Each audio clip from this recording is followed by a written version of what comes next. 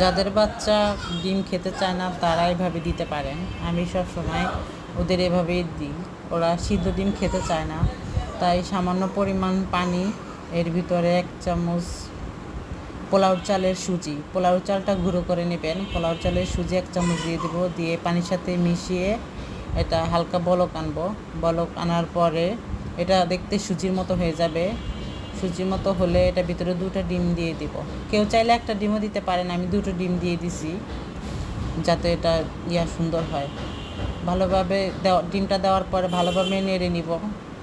ভালোভাবে নাড়তে হবে, ঘন ঘন নাড়তে হবে, না হলে এটা গুড়লি বান্ধা দিতে যাবে। গুড়লি বানলে বাচ্চারা আবার খেতে চায় না, তাই আমি ভালোভাবে এটা নেড়ে নিছি।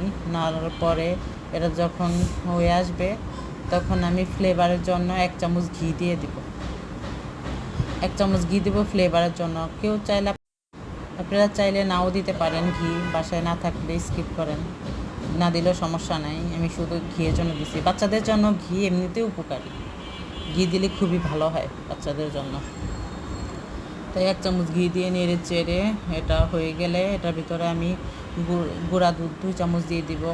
যাদের বড় বাচ্চা চাইলে লিকুইড দুধে দিতে পারেন, আমি যেহেতু গুঁড়া দুধ ব্যবহার করি তাই 2 চামচ গুঁড়া দুধ দিয়ে দিছি। এর ভিতরে গুঁড়া দুধ দিয়ে ভালোভাবে মিশিয়ে নিব।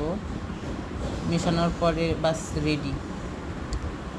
ভিডিওটি যদি ভালো লাগে আপনারা সবাই লাইক, কমেন্ট, শেয়ার এবং সাবস্ক্রাইব করে আমার পাশে থাকবেন।